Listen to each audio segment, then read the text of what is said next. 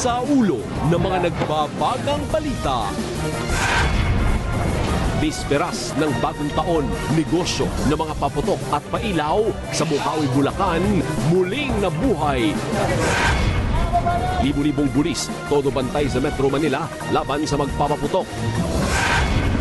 Mga ospital, naiiba ang paghahanda sakaling may madadali ng paputok ngayong may pandemya. Alamin live!